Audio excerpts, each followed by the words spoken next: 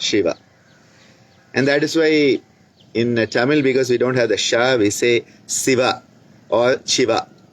Om Namah Shivaya, Namah Shivaya, Namah Shivaya, we say because we don't have the Sha here. Shoucha is the principle of living in tune with purity. Living in tune with purity. Attuning oneself to that which is pure. That which is not clouded, distorted, that which is not blocking, that which is not hindering, that which is not deviating. So in the principle of shoucha, it can also be understood as a mala shuddhi. So the principle of shuddhi, which means to clean, can be brought into it. So we are working on the concept of shuddhi, and you have the mala shuddhi, which is the purification of all the waste, toxic matter. You have nadi shuddhi, purification of the subtle channels that carry the prana. You can even have prana shuddhi. You can even go into what is called deha shuddhi, that is the bodily purification, cleansing of the body. You can go all the way up to Atma shuddhi, purification of the highest self. Now the highest self is already pure, but what you are doing is purifying the rest so that that which is can shine forth in its abundant, resplendent luminosity. In fact, Patanjali gives us a clue, sattva shuddhi, and that is where that Atma shuddhi type of feeling is coming. But let's get back to it. Often shoucha is translated as cleanliness. And so what people end up thinking is that if I have got up in the morning, I have had my bath, shampooed my hair, brushed my teeth, emptied my bowels, cleaned up after it, I have put on a new pair of clean clothes, wow, I am following shoucha. Well, that is only one limited aspect of it. Because the cleanliness aspect is not only limited to the external. It is not only limited to the external, but it is also of an internal cleansing. So that shuddhi must be done not only of the external toxins and wastes and the imperfections and impurities, but of the internal ones, which becomes the difficult one, because we all can wear a white dress and say, I'm so pure, I'm so holy looking, and then inside you are the devil incarnate. So it is not, again, being a hypocrite, but how can that purity come from the external as well as the internal? When we talk about shoucha, it is not just the external cleanliness. Now, cleanliness implies not just your body, but the environment in which you live. Is it clean? Do you keep it clean? Now, cleanliness means decluttering. If our environment is cluttered, well, we are blocking something. The energy is blocked. Cluttering blocks the energy. Decluttering unblocks so that the energy can flow. So the process of shoucha implies that we are constantly reminding ourselves that we are a manifestation of the pure essence, which is the Atma, and not to get entangled and sidetracked by all the rest of it. So, as we have the three aspects of our embodiment, we have the gross, we have the subtle, and we have the causal. The gross level of embodiment is called sthula. Sthula sharira is the gross level of embodiment. So, okay, at the gross level, what do you want to do? You want to do mala shuddhi. You want to do mala shuddhi. You do all the shat karmas. You do basti, you do neti, you do trataka, you do nauli, you do kapalbhati. You do all of them fine. You have a nice bath. Prepare yourself by washing your clothes and having a clean set of clothes. Keep your environment clean. Sweep it up. And you sit quietly. Okay. You have worked on Mala Shuddhi of the Stula Sharira. Now Sukshma Sharira, Pranamaya Kosha, Manomaya Kosha and Vijnanamaya Kosha. There are a lot of impurities there. There are a lot of sticky stuff that is blocking the flow in the subtle embodiment. The Sukshma Sharira is blocked.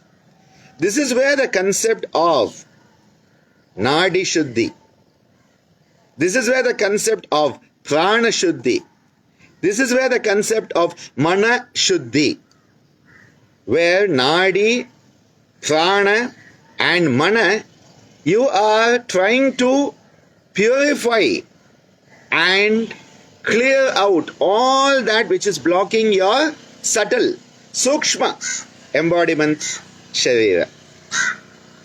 And then you come into the Karana Sharira, where you are now working with the Anandamaya Kosha. This is where the concept of now going into something higher. This is where Atma Shuddhi comes in.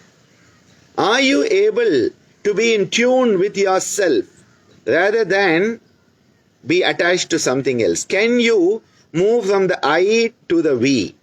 That is the Anandamaya Kosha. Can you move from a limited perspective of me, which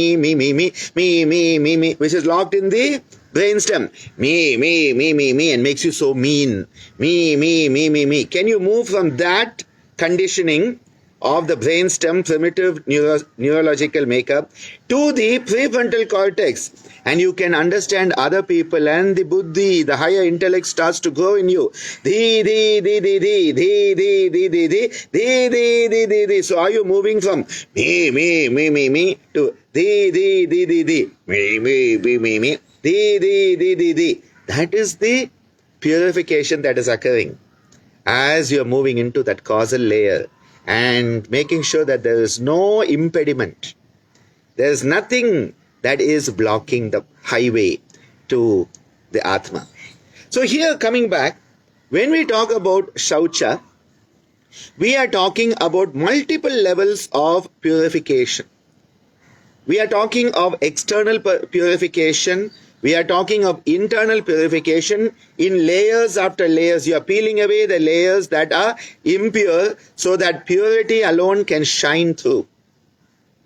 So it is like if you have a window and that window is filled with dust, the light which is there outside, this beautiful morning sunrise that is there, that is hitting straight on me now, that sun cannot be seen because that window, that medium through which the rays of light are coming, has got clouded, has got blocked by the impurities. So the sun is still there, you are still there, but the via media is impure. Hence the luminosity cannot shine through. So what do we need to do? Clean your windows. So we can consider shoucha cleaning our window through which we can perceive the highest Atma itself, or go beyond the highest Parabrahman itself. But as long as your window is not clean, you are not going to even know that Brahman is there. So what happens? You start to think you are the end all and be all of it all. Me. Because what has happened is you don't know what lies there, because all the impurities are blocking your vision. And so you get caught up with my body. I am tall, I am thin, I am white, I am black, I have big eyes, I have small eyes, I have round eyes, I have squinty eyes, I have big ears, I have small ears. And then you get into your, I have big breasts, small breasts, big pelvis, big crotch, small crotch. You get involved in all of this body hang-ups. All these bodily hang-ups become part of you. And you start to say, I am the person. You know, you look at all those. I love the fact that when you look at all those Greek statues of gods and all, you look at the private parts, they're very small. Because all the energy was concentrated up here, not down there. I think the Greeks were saying something to us. Get your mind here and not down there. But they put it out there. Indian culture also has always had this. But all our goddesses are well endowed. Very beautiful fullness of Kaya Sampat, bodily perfection, which is another concept Maharishi Patanjali gives us later. Kaya Sampat, very beautiful one. What is the perfection at the bodily level? Also he gives us. Rupa Lavanya Bala Vajra Samhana Natvani Kaya Sampat, he tells us. He gives a full description. I will not go into that today because it's a separate topic. But what happens? We have lost view of the Brahman. So we have got attached to what we have, which is the body, which is Mala. In fact, when we offer our prayer to Maharishi Patanjali, we say, Om Yogena Chittasya Padena Vacham Malam Sharirasya Cha Vaidyakena Yopakarotam Pravaram Muninam Patanjalim Pranjaliranatosmi. The word Malam Sharira. This body which is all impurity, Malam. And the same concept when Maharishi Patanjali talks of Avidya, he tells us that we have got confused because of Avidya, which is the root klesha, the stem cell klesha, as my dear Birju Maharaj would say. Avidya is the stem cell, pluripotent klesha, from which all the other kleshas arise. Because of Avidya, what is happening? Anitya we think to be Nitya, that which is impermanent we think to be permanent. Asuchi we think to be Suchi, that which is impure we think to be pure. That which is Anatma we think is Atma. Anitya, Asuchi, Dukkha, and because of that, that which is painful, suffering, we think is pleasurable ease. And this is Avidya. Avidya, which is the root of the kleshas, and the kleshas are part of the impurities that distort our perspective, hence limiting us to think this body is it all. This lifetime is all. What I have now, I better hold on to because I don't know what will I have next time. Anitya asuchi dukkha anatmasu nitya suchi sukha atmakyati avidya. So when we talk about Saucha, we have to also look at eradicating the kleshas. Because the kleshas are part of that mala. They are part of the distortion because avidya is the biggest impurity that has distorted it all. And that is why we need the Guru to give us Atma Jnana Pradhanena, because it is the Ajnana that is blocking us. Ajnana Timirandasya Jnananjana Shalakaya Chakshurun Militam Yena Tasmai Shri Gurave Namaha. The Guru has to open our eyes to see what is the reality. Otherwise we are blinded. Blinded by avidya, ajnana. So we need to move from darkness to light, from inertia to luminosity, from no movement to transcendence of movement. All of this is part of the shoucha. And this is why when we want to understand Saucha, it is not just the having a physical cleanliness. What are your thoughts like? What is your speech like? What is your behavior like? What are your intentions like? Are your intentions tainted or untainted? Are your thoughts tainted or untainted? Is your speech tainted or untainted? Saucha is part of it. Thought, word and deed. All of it has to be in a seamless flow without any dichotomy. Because dichotomy is impurity, dichotomy is deviation. And you want an unblemished, singular, unitive flow of consciousness to move through you. That is where Saucha comes in. But if we are not able to understand Saucha, we get caught up with this body. Not only do we get caught up with our body, we get caught up with other people's body. Look at her, how beautiful she is. What beautiful breasts she has. Oh, I wish I could marry her. And imagine the child we would produce. I'm reminded of George Bernard Shaw.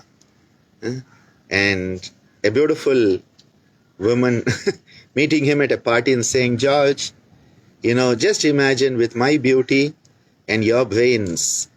Well, if we had a child, imagine that child, what a combination. With my beauty and your brains. And George Bernard Shaw replied to her, he said, what if the child gets my beauty and your brains? Genetics is always such a lottery. Genetics is an absolute lottery, I'll tell you that. We are caught up with externalized aspects of what is beautiful. That zero figure. Or should it be curvaceous? What is the ideal man? What is the ideal woman? What is the ideal child? What is the ideal job? We are always caught up with this externalized appearance, which is constantly engaging us either into raga or dvesha. So either you like someone because of that physical appearance and so you want to mate with them, or you don't like and so you want to run away from them because you're afraid they will want to mate with you. All boils down to abhinivesha klesha driving this. The constant engagement with one's own bodily appearance and the bodily appearance of others for the sake of interaction is how we are driven because of Avidya and because our windows are impure, are blocked. Now as you start to work with Saucha, what does Maharishi Patanjali say? Sauchat swanga jukupsa. Swa-anga. Swa-anga means self. Your body. Jukupsa. You develop a dispassion. Some people translate it as aversion. I don't like those translations because aversion means you start to hate yourself. This is not about self-hate or self-loathing. Oh, I am so ugly. Oh, nobody likes me. No, it's not about that, okay? It's that you stop getting caught up with your body hang-ups. So through Saucha, Sauchat, Swa-anga jugupsa, you stop getting caught up with your body hang-ups. My nose is too small, too big. My ears are too small, too big. We get so caught up with all of this. We stop getting caught up with our bodily hang-ups. We transcend our bodily hang-ups. Which means basically you are accepting yourself as you are. We are constantly body shaming people. It is condemnable the way we body shame people. The way we discriminate against people based on what the body looks like. Constant discrimination by small-minded, small-hearted imbeciles. Can we have that large heart and large mind and go into that highest viveka khyati where we can transcend our bodily hang-ups and the hang-ups that we perceive in others. Oh, how black he is, how white he is, oh, how pale he is, oh, how short he is, how tall he is, how he stinks. Come on, for God's sake. We interact with others based on how we perceive their body. As I said, either wanting to mate or not wanting to mate is based on so much of this physical appearance. And then, after some time, their body changes. And oh, I don't love you anymore. No, you don't. You never loved them in the first place, okay? Love transcends all these bodily hang-ups. Let's not call it love. Let's call it lust. Yeah, your lust was there and now you don't have it because they are not as curvaceous and their, body starts to hang here and there and so you don't like them anymore. Come on, for God's sake. What an imbecile you are, an emotional imbecile. It is so important What is so important here is to stop your relationships from being limited to what the other person is perceived externally by. As long as you look beautiful, I'll take you out. If you if you're not anymore beautiful, oh, I'll feel so bad, so I'll go alone, so that I can find somebody else who will be beautiful. Why? Again, abhinivesha, klesha, mating, not mating. We have to be very, very careful here. Sauchat, swa anga jugupsa. You stop being hung up by your own bodily connotations. You realize this is the body I have for this lifetime. As Tirumula says so beautifully, and Dr. Meena often quotes this. Always. He keeps on saying, I despise the body as mala, until one day I realized it is the temple for the divine. It is the temple for the divine to reside, for that Atma to reside. And then I realized it is my dharma, my duty to make it a place fit for the divine to reside in me. What a beautiful Pratipaksha Bhavana, my contrary attitude towards the body. Instead of despising the body, that is why don't let people say jugupsa is where you stop to, hate yourself or disinclination towards yourself. You start to accept yourself as you are, work towards refining your body.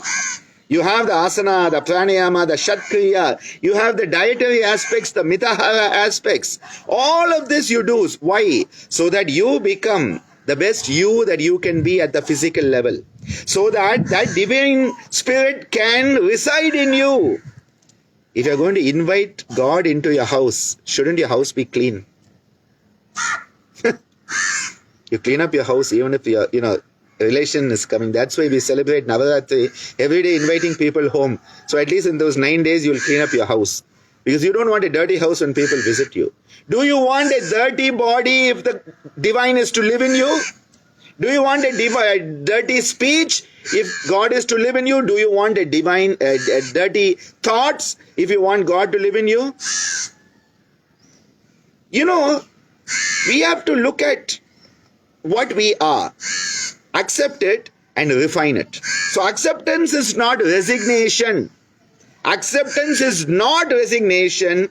It is an active process of refinement. Accept and refine, not accept and resign. Acceptance is the key here.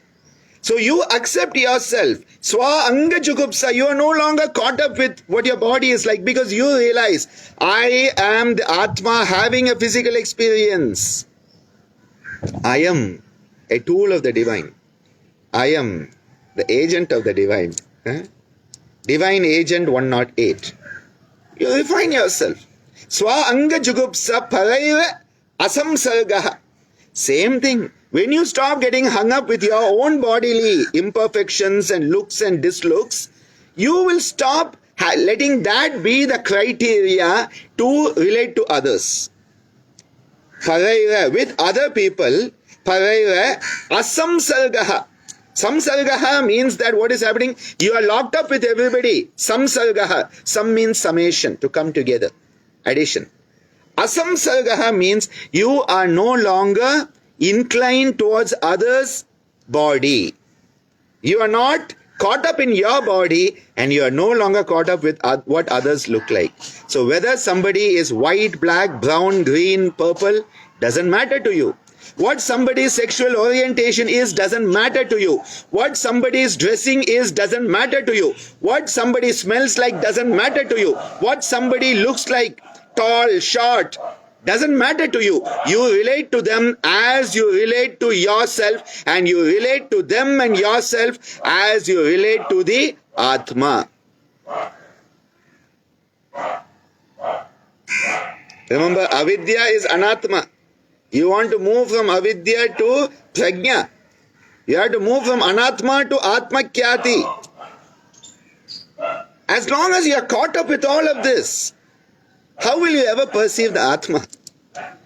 And that is why, again, Maharishi Patanjali, for all the Yama Niyama, he gives one sutra. But for Saucha, he gives 2 sutras.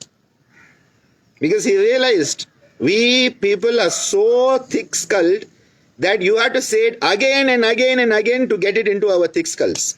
You have to keep on knocking on these thick skulls until the knowledge goes in. So he said, oh my God, sattva, let's give, for Saucha, let's give 2. You know, this is so important, so important. In fact, Yogacharya Gauri Shankarananda, many years ago, he said it should be the 16 limbs, Shodasha, Anga, and not Ashtanga, because he said each of the Yama Niyama is like an Anga. So 10 plus 6 is 16. Saucha is given 2 sutras. Sauchat, Swanga Jugupsa, Paraiva Asamsargaha. And you have to be careful when you say it, because Paraiva Samsargaha we say. It's Paraiva Asamsargaha, Paraiva Samsargaha. And that's how it has to come. It's very difficult if you don't understand how these words flow together. It's Asamsargaha. And your relationship with others is no longer based on what they look like. So that Raga Dvesha doesn't come. There is a Samabhava, there is a Sthita Prajna, there is a Samatvam which is starting to manifest. And you relate to them as the Atma. When we say the word Namaskaram, Namaste, we are understanding the divinity coming through the person. Not whether they are white or black, whether they are Christian, Muslim, Jewish. Nothing matters. You relate to the Atma. The Atma is beyond anything. Recently somebody said, our souls are tired. I completely disagree. Our souls are never tired. This body is tired. There is a beautiful verse in one of the songs. Kalaiten janmam eduthu salaiten porathu. Kalaiten janmam eduthu. I got tired taking so many lifetimes. Lifetime after lifetime after lifetime after lifetime. I got tired of it. And I'm totally exhausted. Kalaiten, exhausted from taking so many lifetimes. That's why the Yoga Vashishta says, having to come back again and again is the root. Sara Adija Vyadi. And only Atma Jnana can eradicate it. The vaccine against birth, rebirth is self-realization. Atma Jnana. Kalaiten and Salaiten Poruthundu. I got tired waiting for the transformation. It's for Lord Muruga. Punarapi Jananam, Punarapi Maranam, Punarapi Janani. From the Bhaja Govindam of Adi Shankara, quoted by Nehru Parashar Sharma. You got tired. Punarapi Jananam, Punarapi Maranam. Again and again and again being born and dying. Oh my God, let's get off this merry-go-round which has become not so merry anymore. A misery-go-round. You want to get out because you thought it was merry-go-round. You thought it was sukha. It's misery-go-round. It is dukkha. Because of avidya, you thought it was a merry-go-round, but it is actually a misery-go-round. What does Maharishi Patanjali say? He says, the first sutra, Swa Anga Jugupsa Pareva Asamsargaha. Then he says, Sattva Shuddhi. You start to purify everything so much. Purification is a choice. To be dirty, well, you don't have to do much. But if you want to be clean, you have to do something, okay? You have to go and have a bath.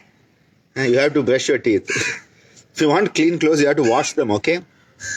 To have not so clean clothes is very easy. Just do nothing. So just do nothing, which is tamasika inertia, is asauch, asuchi. You want to move through the rajasika, do something and then go to that state where you have transcended even doing. From non-doing to transcending the doing. So non-doing to undoing. Undoing. That's a nice one. Let's put it that way. Non-doing to doing to undoing. Undoing is involution back to the source. He says, Sattva Shuddhi. You are purifying everything towards that highest Sattva. So the Tamas is being purified, the Rajas is being transcended, and you're moving into that Sattva. And that Sattva The tamasika sattva is refined into rajasika sattva, and rajasika sattva is refined into sattvika sattva, so that your sattva, remember your sattva and the purusha, when they are same, sattva purushayo shuddhi samye kaivalyam. You are moving towards that. That is the importance of saucha. Sattva shuddhi. And he says, when you are working towards this, what happens? Saumanasya. You become cheerful, you become pleasant. You are no longer that moron who nobody wants to come near. Moronic, mean-minded Uncle Scrooge. Now you have stopped being that, because what has happened? You have become cheerful. You have become pleasant. Because what has happened?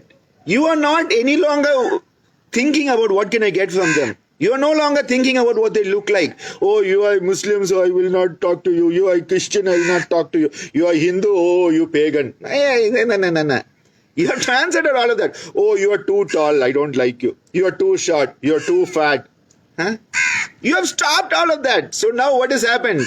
You are seeing the Atma. You are seeing each individual, and you are seeing the divine in everyone.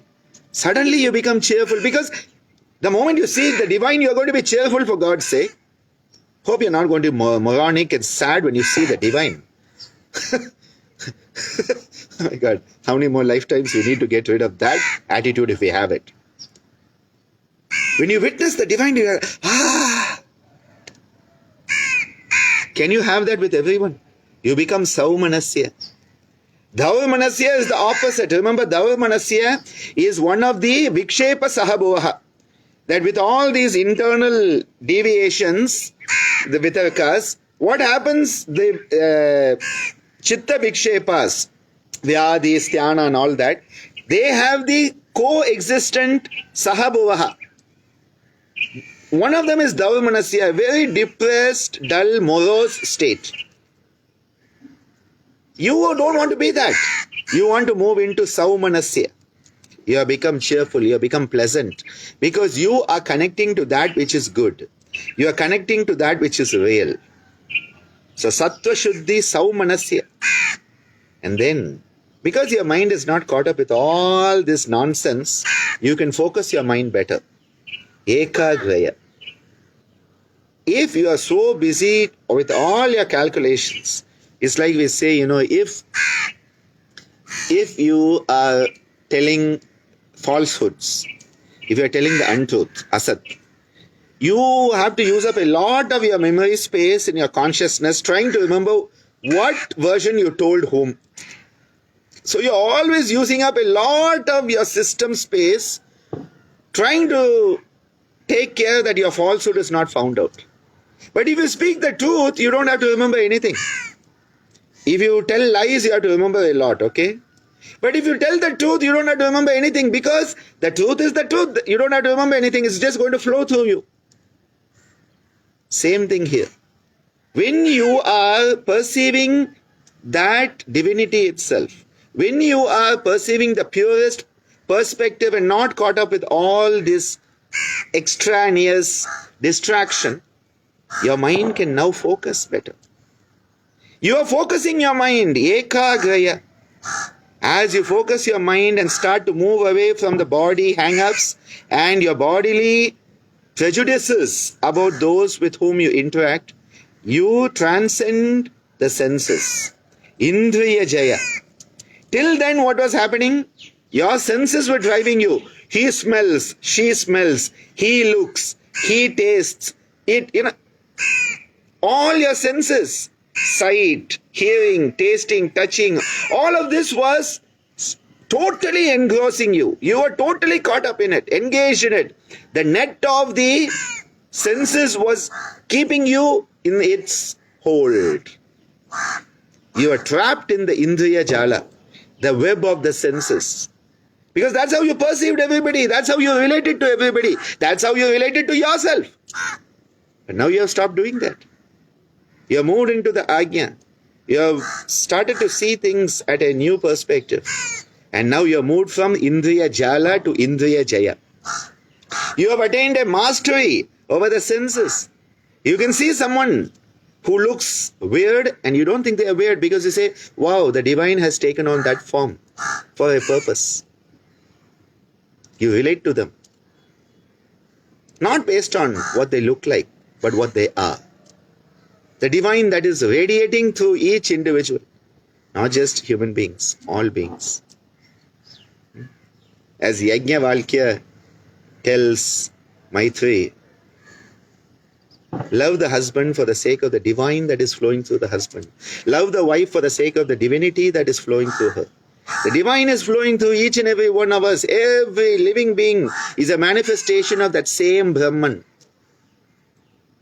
Sarvam Kalvitam Brahman. When we perceive that, we transcend the senses. Sattva Shuddhi, Saucha-Manifesting Ekagraya, Indriya Jaya. And at that point, Atma Darshana Yogyata. We attain the fitness, the worthiness for Atma Darshana. Through Saucha, we have manifested Sattva Shuddhi. We have manifested Saucha-Manifesting Ekagraya, Indriya Jaya. And now, Atma Darshana Yogyatva. Yogyata, the worthiness quotient. You remember that? Worthiness quotient? That Yogyata has come into us. We are now fit to witness the Atma itself. Atma Darshana Yogyatva. When you perceive the Atma, you are now having that Atma Khyati. You are not caught up with the Anatmasu. You are transcending Avidya. Because you are not caught in the non-self. The non-self is where you say you are American, you are African, you are German, you are Jew, you are Christian, you are Muslim, you are Hindu, you are South Indian, you are, what is that? Madrasi. Anybody from South India becomes Madrasi. You are Punjabi, you are Bengali. You have transcended all of that. You are just perceiving the Atma that is coming through every being. Because the Atma is found in every being. That is why we grow into that. We realize Madatma Sarvabhutatma. That Atma that is lying in me, that is manifesting through me, is the same Atma in all beings. And Atma Darshana Yogyatva Nicha. Rather than the Anatma that says, if you are beautiful, I will relate to you. If you are not, I will not. If you are my height, I will relate to you. If you are too tall or short, I will not. And all of this impurity, if you have money, I will marry you. If not, I won't. I will love you as long as you have money. I will love you as long as you provide for me. I will love you as long as you give me likes on Facebook. I will love you as long as you are my student, but if you go to somebody else, I will not love you anymore. Anatma. Avidya. Some of our students over the last 2 years went away. They felt I was not following traditional teachings and I was mixing too much of modern science with yoga. I said, okay, fine. I said, I've always done it. If now you feel I'm wrong, I don't mind it. But you know what I told them? I said, my love for you is so bountiful, infinite. I don't hold people prison. Your love should not enslave people. Your love should liberate people. True love will liberate. True love is not enslavement. You know, we are so caught up with the Anatma. Give the freedom. Realize each soul, each Atma, each spirit, each entity is on its own journey. A question from Dawn there. How to navigate the convenience these labels offer as we transcend them? Yeah. See, labels are very convenient. That is why we hold on to them. It is very easy to say, I am this, and so then, you feel at ease. When you transcend the label, the problem is now you don't know who you are. Because that same question, Nanya, Koham, who am I, starts to resonate very strongly. And that is why Swadhyaya, internal GPS, is the key in this journey. Constantly asking ourselves, self-reflection, Atma Vichara. Atma Vichara means inquiry. Inquiry into the self, Atma Vichara. What is really what I am? Who really am I? Why am I relating to people? Why do I identify with this label? When somebody says something bad about India, why do I get agitated? What is in me that has stuck to that label? When somebody says something about yoga, why do I get offended? Well, because I identified with yoga. Well, we have to transcend all of this, okay? Ultimately, we have to transcend it. That is why that word indifference comes in.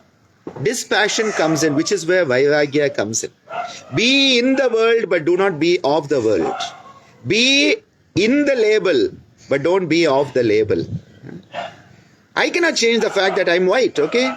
I cannot change the fact that I'm short. I cannot change the fact that I'm, quite stout. But what I can change about it is acceptance, working on it, refining it, and not letting my label limit my perspective, and not let my label create prejudices about people who do not fit into my label. That is how we transcend it. We recognize we have a label. It cannot be changed. It cannot be changed. But what you can change is how you use it. Right useness. Righteousness is dharma. And Swamiji used to tell us again and again, everything that is there is for your right useness. How do you use whatever you have been given? How do you use the body? How do you use your emotions? How do you use your language? How do you use your thinking process? How do you use your relationships? How do you use everything that you have been given in this life? If you use it in tune with dharma, it becomes right useness, and that is basically what yoga is. Because yoga and dharma cannot be separated. Our dharma is to be the best version of ourselves, not limit ourselves.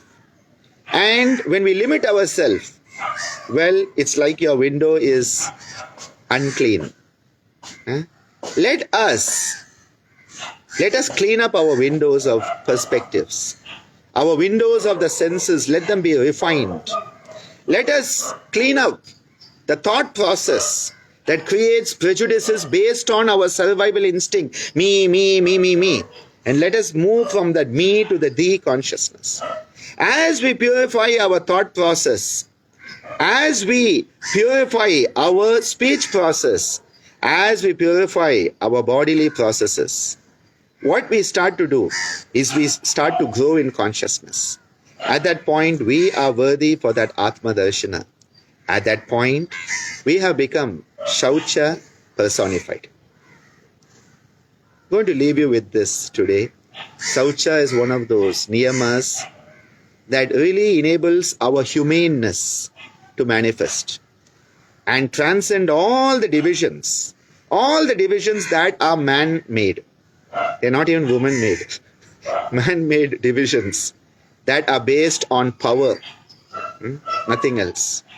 Let us refine all of this. Let us move away from all these divisions. Let us seek that unitive oneness. Hari Om Tat Sat.